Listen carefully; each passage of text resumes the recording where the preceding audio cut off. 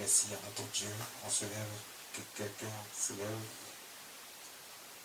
Seigneur, merci pour ta grâce, pour ta bonté, pour ta miséricorde. Tu permets que nous soyons dans ta présence ici. Te rendons toute la gloire. Te disons merci. Maintenant que nous allons recevoir ta parole, dispose le corps de chacun d'entre nous. Que tout cela te revienne. Amen. Ce matin, nous allons voir quelque chose de vraiment important. Écoutez, le Saint-Esprit veut nous enseigner aujourd'hui parce que chacun d'entre nous, on aime bien se plaindre, on aime se lamenter, on aime accuser Dieu de beaucoup de choses. Ah, on accuse Dieu. On accuse Dieu même. On dit que Dieu, il ne nous voit pas. Pourquoi? Il y a des gens même qui vont plus loin en disant que Dieu est méchant. Dieu n'est pas méchant. Dieu nous voit. Dieu ne nous a pas abandonnés. Mais qu'est-ce qui fait que quand tu es dans une situation compliquée et difficile, où tu as besoin de Dieu tout de suite, pourquoi Dieu ne réagit pas? Pourquoi lorsque les soucis te submergent, t'engloutissent, tes ennemis t'attaquent de partout, rien ne va, tu es dans la misère, dans la souffrance, tu as perdu ton travail, ou bien tu ne reçois pas ce que tu veux exactement, tu n'as pas l'argent pour faire un certain nombre de choses, tu ne peux pas entreprendre non plus parce que tu n'as pas l'argent pour ça. Tu es dans les problèmes, dans les difficultés et toi-même tu ne comprends pas pourquoi. Et puis dans le même temps, on dit que toi, tu es un enfant de Dieu. Et tu es un enfant de Dieu. En principe, le sang de Jésus a coulé sur la croix pour toi. Et si le sang de Jésus a coulé sur la croix pour toi, il n'y a plus de condamnation pour toi. Et s'il n'y a plus de condamnation, mais pourquoi tu es encore dans les problèmes puisqu'on ne te condamne plus? Et que le sang de Jésus a coulé pour toi. Pourquoi tu es encore dans les problèmes? Si le sang de Jésus a réellement coulé pour toi, pourquoi est-ce que tu es encore dans les problèmes? Ce matin, le Saint-Esprit veut nous enseigner. Pourquoi est-ce que malgré toute situation, il y a des gens qui se trouvent encore dans les situations difficiles. Il y a encore des soucis, des problèmes, la misère. Tout est bloqué, rien ne va. Pas d'enfants, pas de mariage, pas d'argent. Les gens sont soucieux de beaucoup de choses. Les problèmes les submergent. Ils se posent la question, est-ce que Dieu même là, est-ce qu'il m'a jamais écouté? Est-ce qu'il est vraiment avec moi? Pourquoi il fait pour les autres et il ne fait pas pour moi? Ah, s'il fait pour les autres, ça veut dire que Dieu n'est pas méchant. Si tu vois les autres avancer et que tu n'avances pas, ça veut dire que Dieu n'est pas méchant. Si tu vois les autres avancer, leur situation n'est pas comme la tienne. Tout va pour eux, ils vont de succès en succès, ils sont positionnés. Ça veut dire que Dieu n'est pas méchant. Parce que c'est Dieu qui donne tout. Tout lui appartient. Si Dieu ne permet, rien ne peut se faire. Donc s'il permet que toi tu sois dans ces situations, si tu es dans ces situations, c'est que certainement il a permis que tu sois dans ces situations. C'est pour ça que nous, ce matin, nous allons voir pourquoi certains sont bénis et ils prospèrent et puis d'autres ne le sont pas. Mais ce n'est pas de la prospérité dont on parle. Ce sont des problèmes qui surgissent et puis tu ne sais pas d'où ça vient, pourquoi le problème arrive. C'est de ça que le Saint-Esprit veut nous parler ce matin. Le châtiment qui justifie l'amour de Dieu. Voici le thème du jour. Le châtiment qui justifie l'amour de Dieu. Hébreux chapitre 12, versets 5 à 9. On va faire la lecture rapidement. Hébreux chapitre 12, à partir du verset 5. On va commencer. Vous allez comprendre le châtiment qui justifie l'amour de Dieu. Oui. Comment quelqu'un va se poser la question, attends, tu parles des châtiments et tu parles encore de l'amour. Oui, les châtiments qui justifient l'amour de Dieu. Si Dieu ne te corrige pas, c'est qu'il ne t'aime pas. Si tu veux qu'on t'explique, t'es à terre. Si Dieu, il ne te corrige pas, il ne te frappe pas, il ne te punit pas, ça veut dire qu'il ne t'aime pas. Ça veut dire que toi, il te voit louper. Il est prêt à te faire, à te châtier. Il est prêt à t'envoyer dans le feu de l'enfer sans tenir compte de ce que tu es.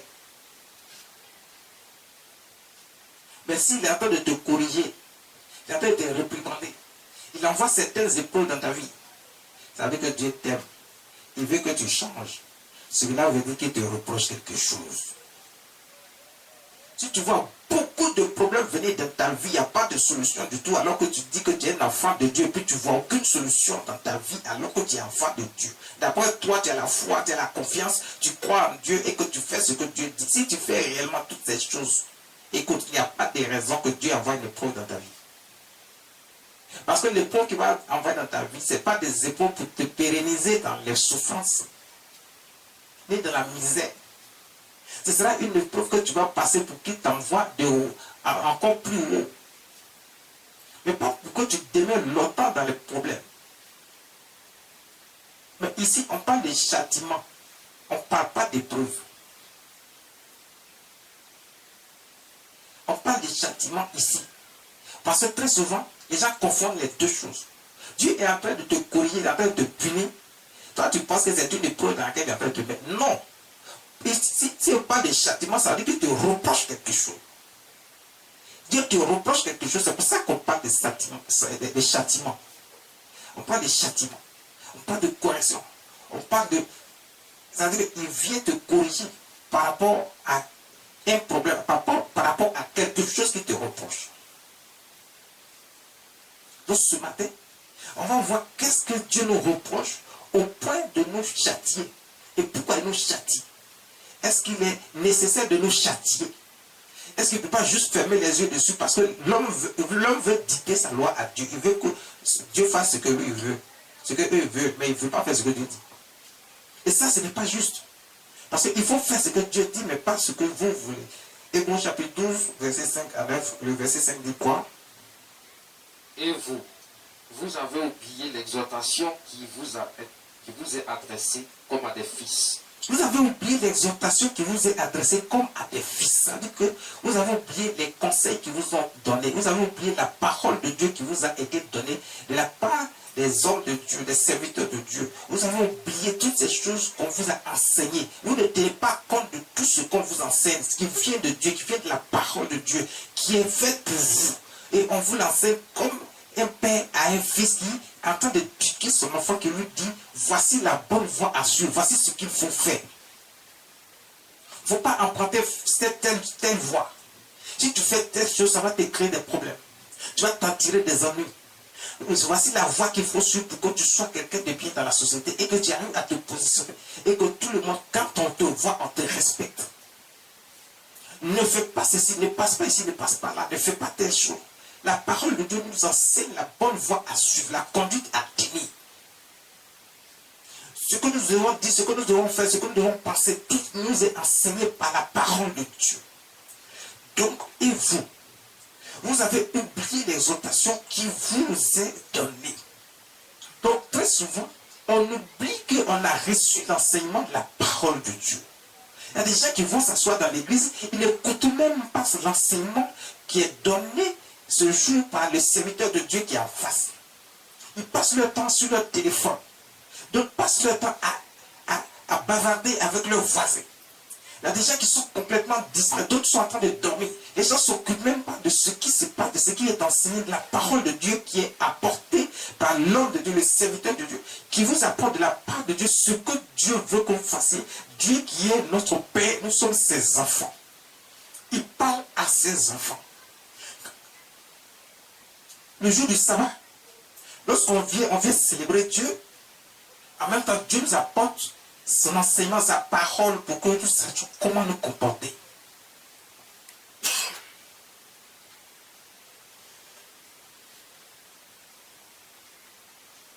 Pour que nous sachions comment nous comporter. L'enseignement est pour nous. Les célébrations, c'est pour Dieu. On vient le jour du sabbat pour célébrer Dieu, pour magnifier Dieu, pour lui rendre toute la gloire, pour l'adorer. Mais en même temps, il profite de l'occasion pour nous apporter sa parole, pour que nous sachions, comme des enfants bien élevés, bien éduqués, qu'on sache comment on va se tenir, comment on va se conduire, comment on va se comporter, quelle est l'attitude à tenir dans la vie. Beaucoup de gens n'écoutent pas l'enseignement qui est donné. D'autres écoutent, mais ils ne mettent pas en pratique. Ils ont juste écouté au moment où ils sortent de l'église, ils ont oublié, ils ont fait autre chose. Les choses du monde les intéressent plus que l'enseignement qu'ils ont reçu. Mais quand l'enseignement qui t'a été donné, tu ne fais rien avec ça. Ce sont les choses du monde qui t'intéressent. Mais quand les choses du monde t'ont intéressé et que tu t'es senti maintenant englouti par les choses du monde et que c'est en train de te tuer, pourquoi tu dis que Dieu ne réagit pas en ta faveur alors qu'il t'a apporté sa parole pour que tu écoutes et que tu te souviennes et que tu mettes en pratique? Donc il y a des choses qu'on provoque nous-mêmes. Parce qu'on se dit, enfant de Dieu, on va à l'église. Il ne faut pas aller juste pour t'asseoir dans l'église, il ne faut pas chauffer juste le pain. Il faut écouter l'enseignement qui est apporté, comme ça tu peux recevoir l'éducation spirituelle dont tu as besoin pour savoir comment te tenir devant Dieu et savoir qu'est-ce que Dieu veut, qui est Dieu lui-même en réalité. Qu'est-ce qu'il veut, comment il veut qu'on se comporte, lui qui nous a créés, qui nous a fait. Pour que lorsque il va choisir ceux qui ont été élus là, tu sois parmi eux. Quand il va choisir de donner la grâce et la faveur à quelqu'un, il faut que tu sois parmi eux. Mais si tu n'as pas écouté, tu n'as pas mis en pratique sa parole, tu ne sais même pas comment faire. Parce que tu as laissé tomber, tu as oublié. Tu as oublié l'enseignement que tu as reçu. Comment tu peux savoir comment te comporter, te tenir? Comment tu peux savoir ce que Dieu veut? Tu fais ce que tu veux, tu fais les choses du monde. Tu marches selon les choses du monde. Maintenant, après, tu te plains. Parce que ton esprit est sur les choses du monde. Ce que l'autre a fait qui est dans ton environnement immédiat, ou bien quelqu'un est venu t'influencer par des paroles qui n'ont aucun sens. Tu marches selon eux. Tu fais ce qu'ils veulent. Maintenant, tu fais ça. Et que le moment de discipliner les grâces et les faveurs arrive. Tu n'es pas parmi ceux qui ont été sélectionnés par le Saint-Esprit. Qu'est-ce que tu fais? Regardez, non seulement tu ne vas pas recevoir les faveurs et les grâces, mais en même temps, Dieu se dit que tu as reçu la parole parce que tu étais là au moment où on a porté la parole. Donc tu as reçu. Et si tu as reçu, ça veut dire que tu n'as plus d'excuses. Il n'y a plus de pardon pour toi. Donc ça veut dire que si tu ne marches toujours pas selon les voies de Dieu, à partir du moment où tu as reçu la parole de Dieu, que tu ne veux pas marcher selon les voies de Dieu, tu dois recevoir le châtiment. Donc les problèmes vont submerger dans ta vie, tu ne vas pas comprendre, tu vas croire que Dieu t'a oublié. Il t'a oublié comment? C'est toi qui as oublié Dieu. Tu as oublié sa parole. Tu ne veux pas mettre en pratique sa parole. Pourquoi? Continue la parole. Mon fils, ne méprise pas le châtiment du Seigneur et ne perds pas courage lorsqu'il te reprend. Donc, ne méprise pas le châtiment du Seigneur. Les gens, eux, se plaignent. Pourquoi Dieu les laisse dans la souffrance? Pourquoi Dieu les laisse dans les problèmes? Pourquoi Dieu les laisse dans les difficultés? La Bible nous dit, ne méprise pas le châtiment du Seigneur. Parce que s'il est en train de te corriger, ça veut dire qu'il veut encore te faire du bien. Regarde, si le Seigneur est en train de te corriger, là, il envoie le châtiment sur toi. Parce que tu as été un enfant rebelle, irrespectueux. Tu n'as pas fait ce que Dieu dit. Il va te corriger, il ne va pas te louper. Ça, je te dis ça en même temps. Donc quand il ne te loupe pas, toi tu crois que Dieu t'a oublié. Non. Mais il est en train de te corriger comme un père corrige son fils. Comme un père corrige sa fille. Comme un père corrige son enfant. Il te corrige, il te reprimande et il te corrige. Maintenant toi tu dis pourquoi? Mais Dieu dit il faut accepter ça. C'est lui-même Dieu qui te corrige. Il dit accepte. Parce que si tu n'acceptes pas ça, ça veut dire que tu crois que Dieu ne t'aime pas, mais c'est parce qu'il t'aime qu'il est en train de te corriger. Parce que quand il va prendre la décision finale de détruire les gens, de les emmener dans des problèmes beaucoup plus graves, où ils ne peuvent pas s'en sortir parce que là c'est un châtiment qui est définitif, tu seras parmi eux. Mais il ne veut pas que tu sois là. Pour le moment c'est des petits châtiments, il te donne, tu crois que c'est grand. Tu crois que tu es dans un problème comme ça, alors que pour lui ce n'est rien. Il est en train de te corriger juste pour te ramener à la raison. Pour que tu saches qu'il est Dieu, il est ton Père. Et que en tant que fils, en tant qu'enfant de Dieu, tu dois accepter les reprimandes de ton Père. Tu dois marcher selon ça. Et le châtiment qu'il t'apporte, tu dois être content parce qu'il t'a châtié. Il t'a châtié, c'est parce qu'il t'aime. S'il ne te châtie pas, ça dit qu'il ne t'aime pas. Parce que quand il va finir de te châtier, regarde, un enfant, il est frappé par son père. Quand il est fini de frapper, il fait un bonbon, il prend. C'est comme ça que Dieu fait. Il va te châtier, puis après maintenant, il te dit, ah, tu as compris maintenant, tu dis oui, j'ai compris. Est-ce que tu vas arrêter ce que tu fais? Tu dis oui. Il dit, bon, d'accord. J'ai prévu telle chose pour toi. Au moins, tu vas te rendre compte à ce qu'il a prévu pour toi. C'est tellement grand que toi-même, tu es surpris. Tu ne savais pas qu'il avait prévu ça pour toi. Alors qu'il avait prévu ça pour toi, c'est pour ça qu'il ne veut pas que tu sois égaré. C'est pour ça qu'il ne veut pas que tu marches selon les choses du monde. Il te donne cette chose et toi tu es surpris, tu dis, ah, donc il y avait ça et puis moi je suis en train de perdre mon temps quelque part là-bas. Alors je crois que c'est les autres là qui sont bien, alors qu'avec Dieu j'ai ce qu'il faut. Et je vais de hauteur en hauteur, de succès en succès. Parce que c'est ce qu'il a prévu pour toi, pour que tu ne sois pas le dernier, mais tu sois le premier. Il est Dieu. Ses enfants, il ne va pas les positionner à la dernière place, mais au premier plan. Au premier plan. Le verset 6 dit quoi? Alors rapidement. Car le Seigneur châtie celui qu'il aime. Le Seigneur châtie celui qui aime. C'est ce que je suis en train de vous dire. C'est parce qu'il t'aime qu'il fait ça. Continue. Et il frappe de la verge tous ceux qu'il reconnaît pour ses fils. Si Dieu ne t'a pas châtié, ça veut dire qu'il ne te reconnaît pas. Il faut pleurer parce qu'il va t'envoyer beaucoup de problèmes que tu ne pourras pas. Il ne va pas te délivrer. Si il ne te reconnaît pas comme son fils, parce que tu t'es détourné de lui, tu es de l'autre côté, tu penses que c'est là-bas là qu'il y a la solution à ton problème, tu es parti. Quand tu es de l'autre côté là, il ne te considère plus comme son fils. Il va te châtier des châtiments que tu ne peux pas t'en sortir. Parce que c'est lui qui peut te châtier d'une manière et puis te sortir de cette situation pour te positionner. Mais s'il doit te châtier de la manière où personne ne peut te sauver, c'est qu'il ne te considère plus comme son fils. Il ne t'a pas compté parmi ses enfants. C'est vrai, tu fais partie de sa créature. Mais écoute, tu fais partie de sa création. Tu es un homme qu'il a créé comme tous les autres hommes. Mais tu n'es pas choisi comme enfant. Il n'est pas ton père, tu n'es pas son enfant. S'il ne te châtie pas, ça veut dire qu'il ne t'a pas choisi comme enfant. Vous qui vous plaignez parce que Dieu est en train de vous laisser dans les difficultés, dans les problèmes. Mais c'est parce qu'il vous aime et que vous faites partie des élus. D'ailleurs, c'est pour ça qu'il est en train de vous châtier. Pour vous amener à la raison. Pour vous donner une bonne éducation. Un père physique, il donne une bonne éducation à son enfant. Et quand son enfant marche selon l'éducation qu'il a donnée, le père est fier de son enfant. Il dit, ah, celui-là c'est mon fils. Celle-là c'est ma fille. Parce que les gens sont en train de donner des éloges à la personne qui est son enfant. Il se reconnaît parce qu'il a donné une bonne éducation. L'enfant a suivi l'éducation. Il a marché sur l'éducation.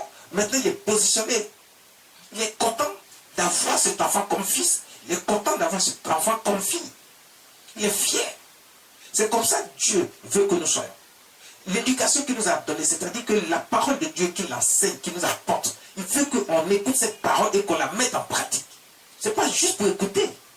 Pour taper sa poitrine comme certains le font, je suis enfant de Dieu, nous tous on est enfants de Dieu, nous tous on connaît la parole de Dieu. Il y a beaucoup de gens qui aiment dire ça. Tu connais la parole de Dieu, pourquoi tu ne la mets pas en pratique?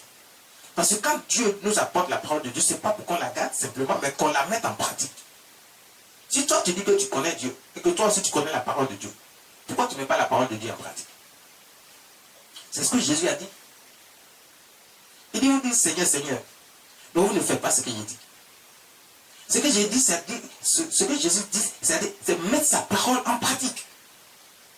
Tu ne mets pas la parole de Dieu en pratique, mais tu dis que tu connais Dieu. Tu le connais comment? Et tu ne peux pas mettre sa parole en pratique. Tu vas voir de l'autre côté. Tu es aigri, tu es méchant, tu es arrogant. Tu es menteur, tu es voleur. Tu es infidèle. Tu vis dans la débauche. Ce sont des choses que Dieu n'aime pas. Il a enseigné ça. Il dit d'être loin du péché. Pourquoi il fait le sacrifice sur la croix? C'est pour effacer le péché de nos vies. Pour que le péché ne soit plus de nos vies. C'est pour ça que le sang a coulé pour effacer le péché, pour nous faire des hommes parfaits, désormais, pour qu'on marche et qu'on soit des hommes parfaits, sans tâche, et qu'on reconnaisse Dieu comme étant seul Dieu. Il n'y a pas plusieurs dieux. Arrêtez de vous faire des illusions. On vous fait croire qu'il y a des dieux ici, il y a des dieux là, il y a des dieux là, il y a des gens même qui prennent les ancêtres pour des dieux. Arrêtez ça. Ton ancêtre peut pas être ton Dieu. C'est un homme qui a été créé comme toi. Dieu seul est Dieu. Il n'y en a pas deux. Il est Dieu le Père, Dieu le Fils, Dieu le Saint-Esprit. Dieu l'éternel, Dieu tout-puissant, créateur des cieux et de la terre. Jésus, Fils de Dieu, qui vient de Dieu, sorti de Dieu, une partie de lui, qui est Dieu. Il est Dieu lui-même. Le Saint-Esprit, c'est la puissance manifestée du Dieu vivant. C'est une seule personne, la Trinité.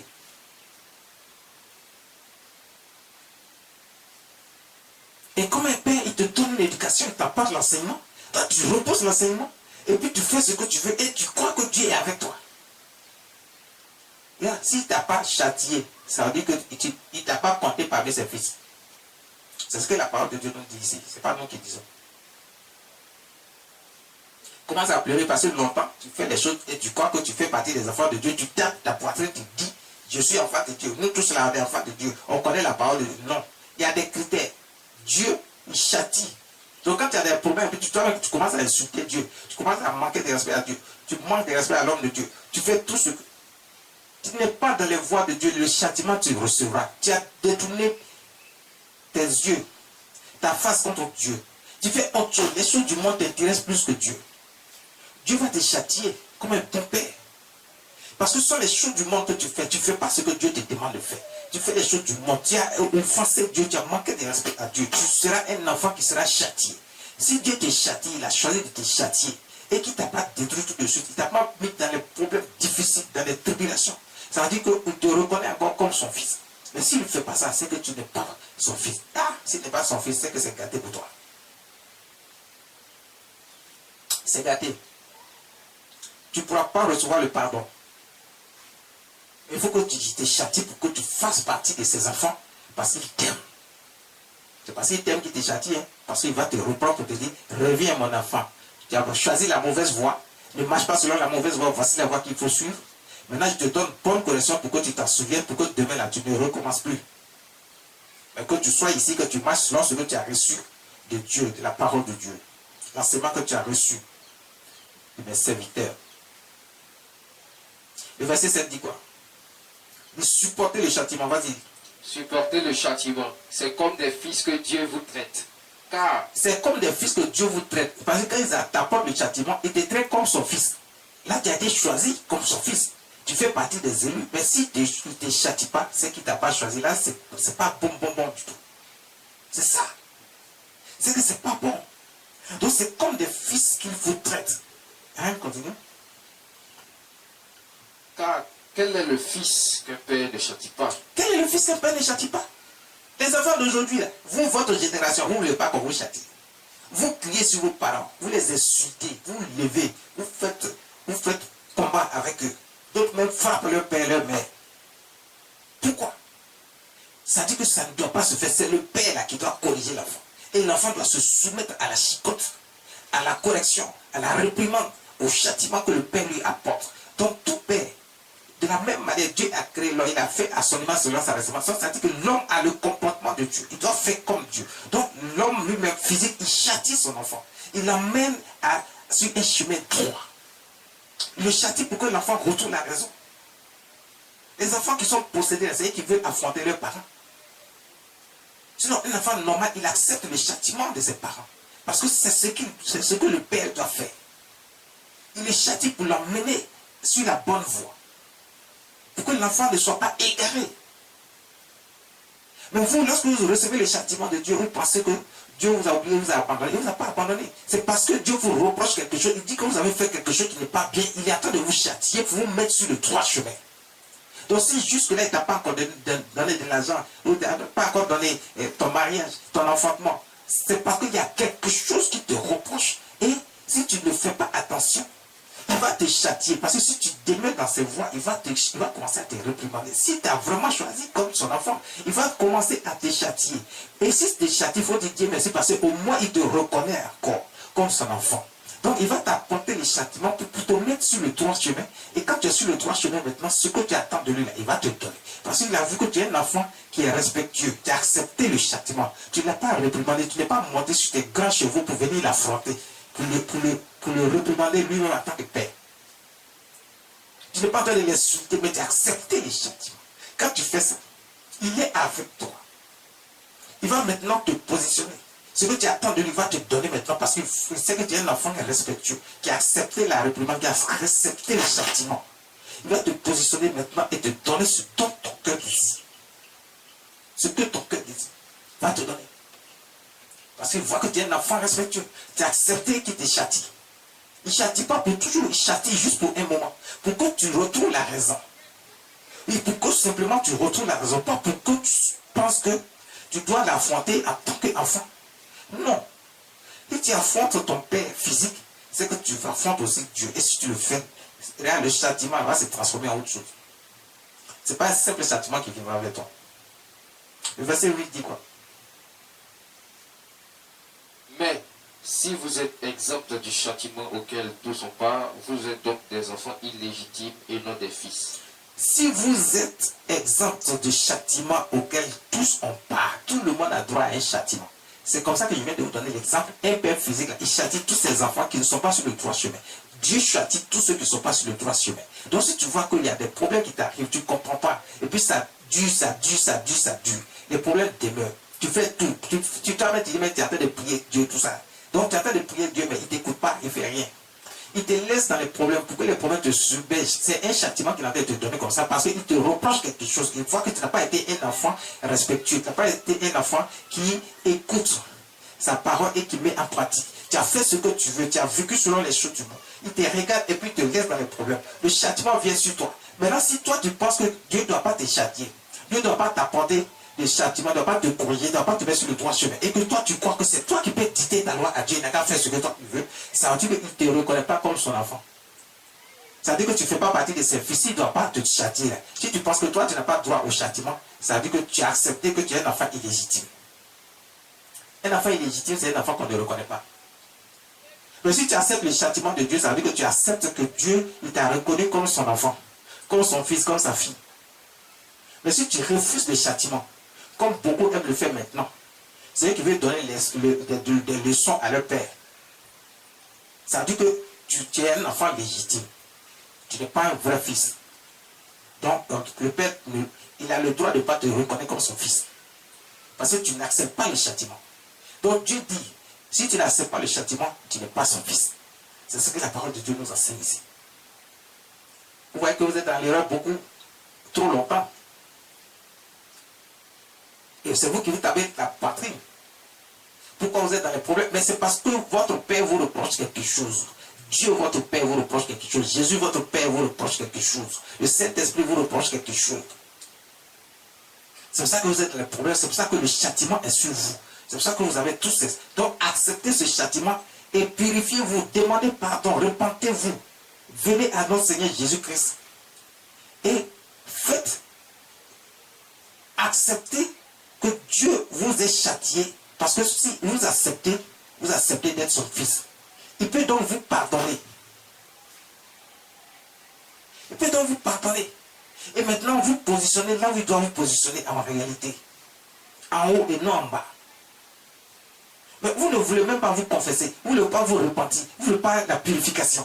Et vous voulez que Dieu agisse simplement comme ça parce que vous avez dit, ah bon Seigneur, ok, je le connais, c'est fini. Non. Tu dois te repentir, tu dois accepter Jésus comme ton Seigneur, ton sauveur personnel. Quand tu l'acceptes, là, tu as accepté Dieu. Et que tu commences maintenant, tu te repens, tu abandonnes les mauvaises choses, les mauvaises voies, la mauvaise vie, le mauvais chemin. Tu abandonnes l'autre côté où tu es parti, là, tu laisses tomber tout ça, la sorcellerie, tu laisses tomber tout, tu viens, on fait la délivrance tranquille. On te sort de toutes sortes de situations, on te fait une délivrance, une purification. Pur, et puis tu deviens saint devant Dieu. Tu deviens parfait et saint. Il te reconnaît alors comme son fils.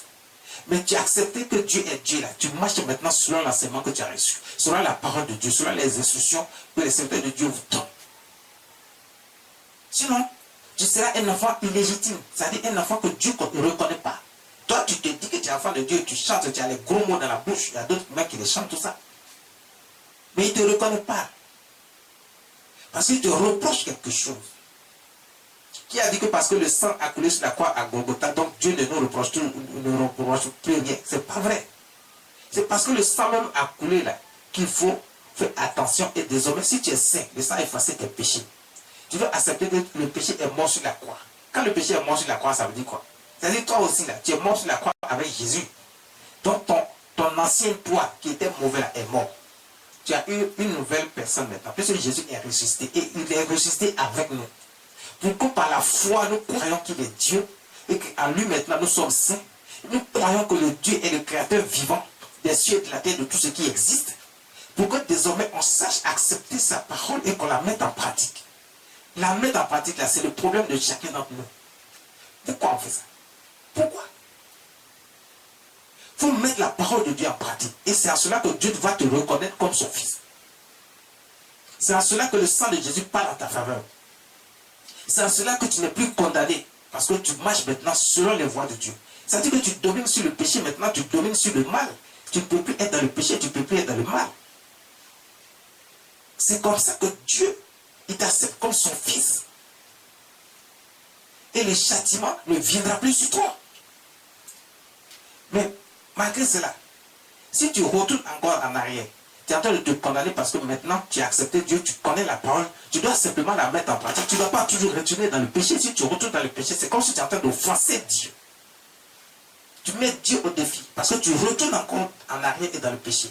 Une fois que tu as été sanctifié par le sang qui a coulé sur la croix, que tu as été accepté comme fils, tu ne dois plus, quelle que soit la situation, tu ne dois plus retourner dans le mal. Tu ne dois plus retourner dans le péché. Vous avez dit non, la chair est faite. Non, la chair est faite quand tu n'as pas encore accepté le Seigneur, le sacrifice de Jésus sur la croix. Mais une fois que tu as accepté le sacrifice de Jésus sur la croix, ta chair n'est plus faite parce que tu as vaincu. Jésus a vaincu le péché à la croix. Donc tu as vaincu toi aussi le péché. Donc tu ne peux plus laisser le péché te dominer. Tu ne peux plus laisser Satan te dominer, mais c'est toi qui domines maintenant le péché. C'est ça la réalité, c'est ça la vérité. Donc si tu te mets dans le péché, c'est parce que tu le veux. Et alors le châtiment, un autre châtiment qui est pour les enfants infidèles, qui est légitime, viendra sur toi. Parce qu'on ne te reconnaît pas comme fils, tu te reconnais comme un enfant illégitime. Donc tu recevras le châtiment qui va avec. La correction, là ce n'est plus un châtiment simple, mais c'est une correction qui va t'emporter dans le feu de l'enfer. Tu vas connaître plus de souffrance et personne ne pourra te sortir de là. Le verset 9 dit quoi? D'ailleurs, puisque nos pères selon la chair nous ont châtiés et que nous les avons respectés, ne devons-nous pas, à bien plus forte raison, nous soumettre au Père des esprits pour avoir la vie? On respecte nos parents, nos pères physiques, qui nous châtient. On accepte ça. Mais pourquoi on ne peut pas accepter que Dieu? Dieu qui a créé nos pères. Ça dit qu'il faut faire plus que ça. Il faut faire plus que ça.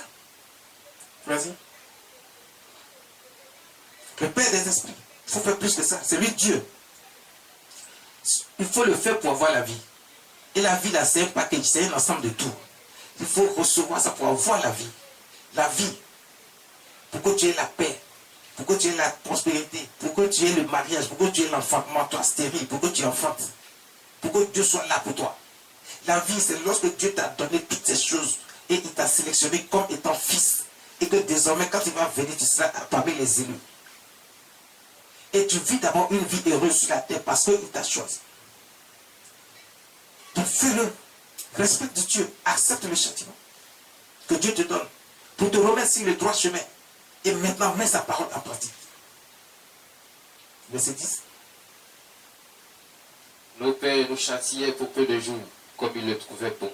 Mais Dieu nous châtie pour notre bien, afin que nous participions à sa sainteté. Afin que nous participions à sa sainteté, il a dit, j'ai fait l'homme à mon image et selon ma ressemblance. On a participé à sa sainteté puisque nous sommes comme lui. Nous sommes comme Dieu. Dieu est un esprit, il a fait l'homme esprit. C'est vrai, je le dis souvent et je dis qu'il a permis à l'homme de vivre sur la terre avec un corps physique. C'est pour ça que son aspect homme, lui-même Dieu esprit, son aspect homme-esprit, il va le rendre physique et il va mettre l'esprit qu'il a créé, qui est l'homme, dans ce corps pour que l'homme puisse vivre sur la terre. Et quand on a été fait à l'image de Dieu selon sa ressemblance, on doit rester saint comme lui.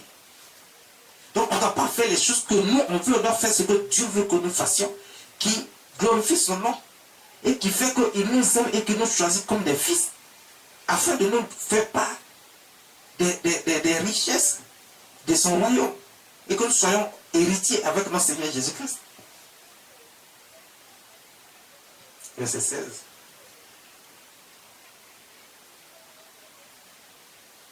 À ce qu'il n'y ait ni impudique, ni profane, comme Qu'il n'y ait pas d'impudique. Les impudiques, les gens qui passent leur temps à chercher, à courir ici, là.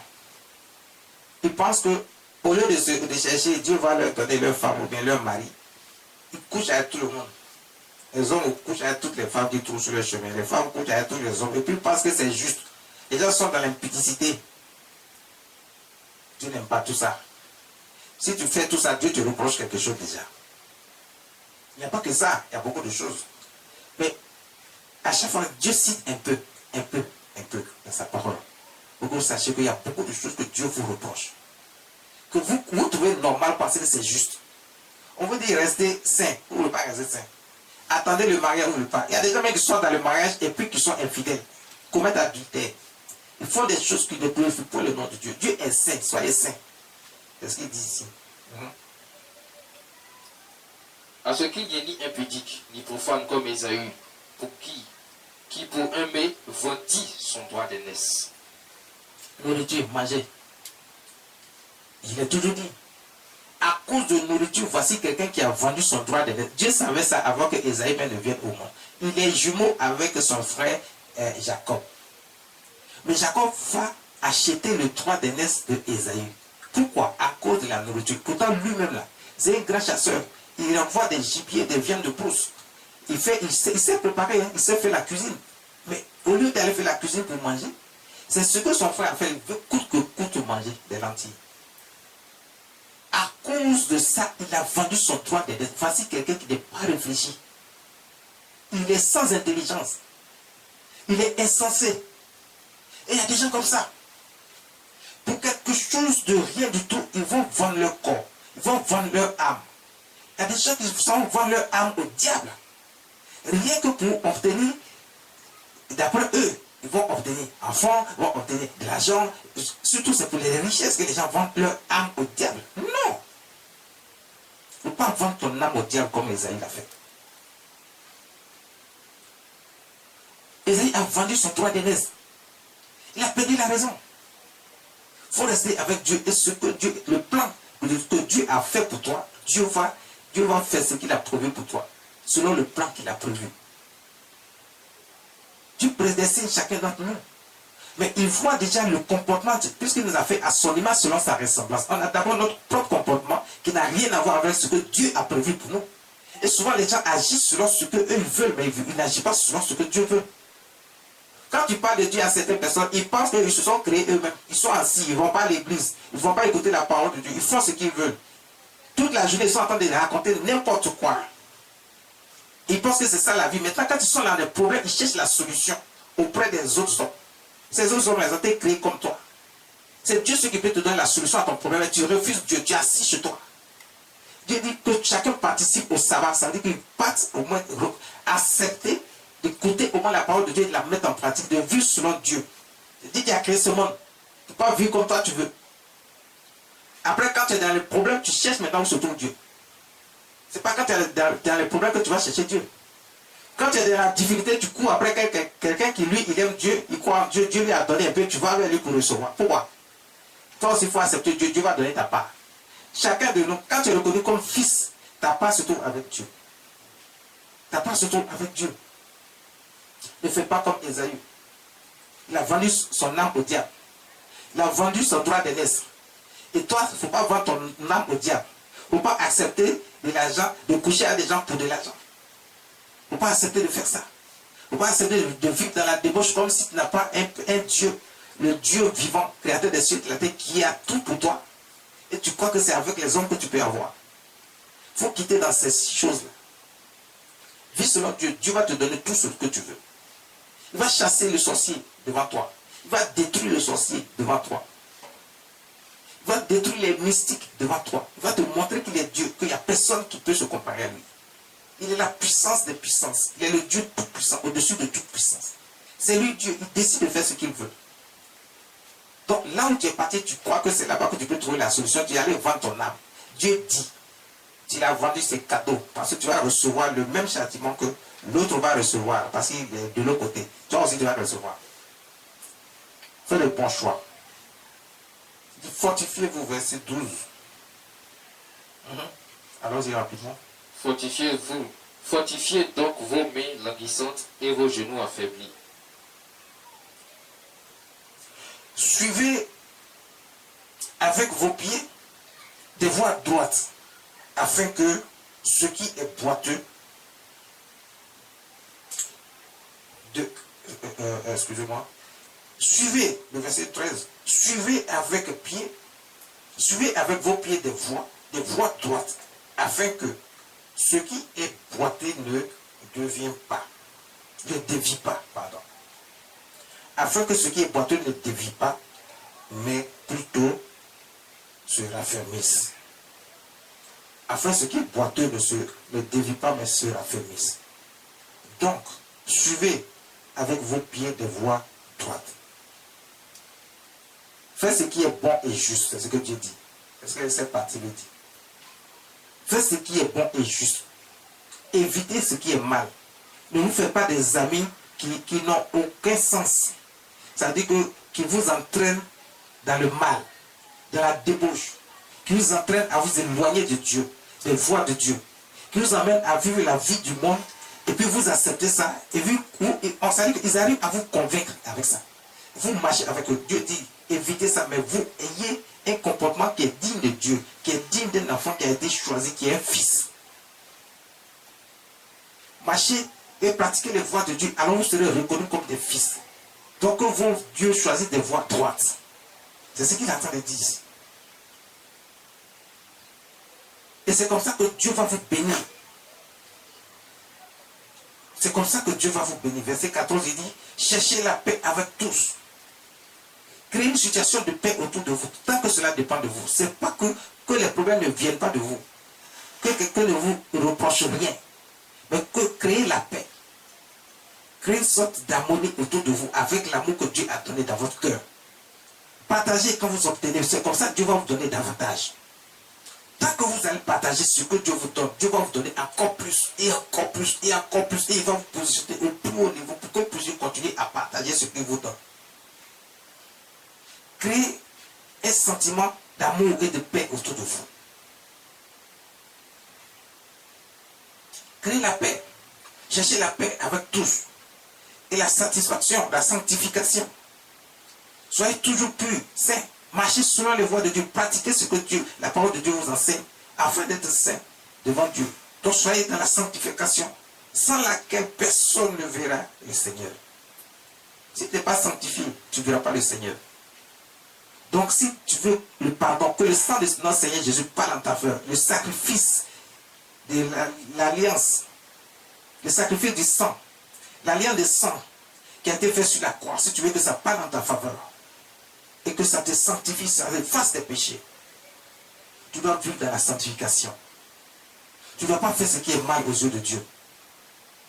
Et ce n'est pas le coucher simplement avec un homme ou bien avec une femme qui te rend impur. Il y a beaucoup de choses et on le cite à chaque fois. Marche et pratique les voies de Dieu. Tu seras dans la sanctification. Tu seras pur devant Dieu. Tu seras reconnu saint et enfant de Dieu, fils de Dieu. Verset 15 dit, veillez à ce que nul ne se prive de la grâce de Dieu. Donc si tu marches selon les voies de Dieu, selon la parole que tu as entendue, que tu n'es pas méchant toi-même, tu n'es pas hautain, arrogant, tu aimes ton prochain. Quand Dieu te donne un peu, déjà, tu reconnais le peu que Dieu t'a donné. Tu n'es pas ingrat, mais tu reconnais, tu dis merci à Dieu pour toutes choses qu'il fait pour toi. Tu reconnais déjà le souffle de vie qu'il te donne et il permet que tu sois encore en vie. Tu reconnais toutes choses qu'il te donne pour te permettre de pouvoir résister. Tu arrives à attraper un peu pour manger. Sois reconnaissant de tout ça déjà. Regarde, quand tu es reconnaissant de toutes choses et que tu marches selon les voies de Dieu, tu n'es pas menteur, voleur, tu n'es pas impudique. Tu ne vis pas dans la débauche. Tu n'écoutes pas les méchantes personnes qui t'emmènent à te détourner de Dieu. Mais que tu as réellement accepté Dieu et qui t'a choisi aussi comme son fils. Là, tu vas obtenir les grâces et les faveurs de Dieu. Donc la parole de Dieu nous dit, faites en sorte, veillez à ce que nul ne se prive de la grâce de Dieu. À ce que aucune racine d'amertume poussant des rejetons ne produisent du trouble et que plusieurs d'entre eux soient infectés. Plusieurs d'entre eux soient infectés. Arrangez-vous. Ne soyez pas infectés par les choses du monde. Que les choses du monde ne vous emportent pas. Qui vous emportent pas. Et que vous, au lieu que ce soit vous qui allez amener les gens vers Jésus, ce sont les gens Vous partez, vous êtes dans le monde, vous voyez les gens, ils vous racontent n'importe quoi et vous êtes avec eux et ils vous ont emporté avec eux. C'est vous maintenant qui faites ce qu'ils veulent. Et puis maintenant, vous êtes détourné de Dieu et la grâce de Dieu ne peut plus venir vers vous. Faites en sorte de ne pas manquer la grâce de Dieu. C'est ce que la parole de Dieu même dit. Dieu dit, faites en sorte de ne pas manquer la parole de Dieu. La grâce de Dieu, pardon. Quand la grâce va venir, quand Dieu va distribuer sa grâce et ses faveurs, il faut que vous soyez parmi eux. Il dit, veillez à ce que nul ne se prive de la grâce de Dieu. À ce qu'aucune racine d'amertume, les mauvaises choses, ne viennent vous détourner des voies de Dieu et vous emportent. Vous comprenez? Ne soyez pas infectés par les choses du monde. Ne soyez pas infectés. Quand quelqu'un a eu plaisir, ne soyez pas la plaie devient infectée et la plaie va commencer à pourrir et à détruire. Et s'il ne fait pas attention, on peut couper son pied ou sa main. Parce que la plaie est infectée. Donc, tout ce qui est infecté détruit. Ne laissez pas la vie de ce monde vous détruire, vous infecter. Marchez selon les voies de Dieu. Acceptez Dieu. Marchez selon ses voies. Mettez en pratique ses voies. Sinon, le châtiment viendra. Et si vous êtes infecté, ça veut dire que vous avez reçu le châtiment qui va vous détruire. Vous avez reçu le châtiment qui va vous détruire. Vous ne pouvez pas être reconnus comme des fils, comme des filles. Le verset 7 dit, à ce qu'il n'y ait ni impudique, ni profane, comme Ésaü, n'est-ce pas? Qui pour un maître vendit son droit d'aînesse. Le verset 17 dit quoi? Vous savez que plus tard, voulant obtenir la bénédiction, il fut rejeté, quoiqu'il la sollicita avec l'âme, car son repentir ne put avoir aucun effet. Quand tu as déjà raté, tu as fait le mauvais choix, tu as vendu déjà ton âme au diable, tu as laissé Dieu pour aller voir ailleurs, tu as écouté les gens qui sont autour de toi, dans ton environnement, dans ta famille, et ils n'aiment pas Dieu, ils ne marchent pas avec Dieu. Il y a beaucoup de sorciers dedans, il y a beaucoup de méchantes personnes, il y a beaucoup de gens qui n'ont point, qui ne veulent même pas entendre parler du nom de Jésus.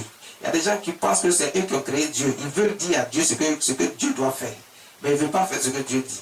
Quand tu as raté les chemins, et que maintenant tu vas revenir, parce que tu as écouté, tu as reçu l'enseignement, tous ceux qui sont là autour de vous, là, ils connaissent la parole de Dieu. Chrétiens ou pas, ils connaissent la parole de Dieu. Est-ce que vous savez ça? Parce que Dieu a mis son esprit sur chacun d'entre nous, pour qu'on sache faire la différence entre le bien et le mal. Le bien, là, c'est ce qui caractérise Dieu. Le mal, là, c'est le diable. Donc, si tu ne marches pas avec Dieu, c'est que Dieu est contre Dieu. C'est ce que Dieu lui-même dit dans sa parole. Donc, c'est à partir de ce moment-là, quand tu as fait le choix de partir de l'autre côté, quand tu vas revenir vers Dieu, là, Dieu va te repousser. Tu vas venir chercher la bénédiction. Il va te dire, bénédiction, là, les bonnes parties, là, il y a déjà donné, il y a déjà distribué. Toi, malheureusement, je ne te reconnais pas. Tu es un enfant illégitime. Donc, je ne te reconnais pas comme mon fils, comme ma fille. À partir du moment où je ne te reconnais pas, tu ne fais pas partie des héritiers, tu ne vas pas recevoir la bénédiction. C'est comme ça que Ésaïe a raté la bénédiction qu'il devait recevoir. La bénédiction est partie sur Jacob. Alors que le Père voulait bénir d'abord le premier. Parmi les joueurs, il y a un qui sort avant l'autre. Donc, c'est celui qui sort avant l'autre là qui est le premier. C'est comme ça. Donc, c'est lui le fils aîné. Et c'est Ésaïe qui était le fils aîné. Donc, il a vendu son droit d'aînesse à Jacob, qui est venu après. Donc, même étant jumeau, il y a un qui est premier, il y a un qui est deuxième. Donc, il y a un aîné et il y a un qui vient après, qui est son cadet. Lui, il a vendu son droit d'aînesse. Maintenant, il cherche la bénédiction. On devait donner la bénédiction au premier-né. Il n'est plus le premier-né. Il a vendu son droit d'aînesse. C'est le deuxième là, qui a reçu le droit d'aînesse, qui est l'aîné maintenant. Donc c'est lui qui a reçu la bénédiction. Et Jacob a reçu la bénédiction. Il l'a reçu en abondance. Il a reçu les meilleurs parts. Et c'est les mauvaises parties là finalement que son père lui a donné. Ne sois pas comme Ésaü. Ne reçois pas le châtiment. Fais en sorte de faire partie des enfants, des fils que Dieu reconnaît. Il ne faut pas qu'ils disent que tu es un enfant illégitime. Marche et pratique les voies de Dieu. Pour que le châtiment ne vienne pas sur toi. Et quand le châtiment vient sur toi, accepte le châtiment. Si tu as accepté le châtiment, quand Dieu va finir de te corriger, il va te reprendre maintenant. Tu seras plus un enfant légitime. Il va dire, tu es mon fils, tu es ma fille. Viens, ta part d'héritage là, j'ai gardé pour toi. Il va te positionner. Si tu es stérile, il va te donner un enfant. Si tu n'es pas marié, il va te donner un mariage. Si tu veux l'argent, la prospérité, la richesse, il va te donner. Il va te protéger. Les sorciers ne pourront rien contre toi. Tous tes ennemis ne pourront rien contre toi. C'est lui qui va te garder. Parce que tu es avec Dieu. Soyez bénis. Parce que tu es avec Dieu. Aujourd'hui, ce matin, c'est ce que le Saint-Esprit veut nous apporter. Que toute la gloire soit à notre Seigneur Jésus.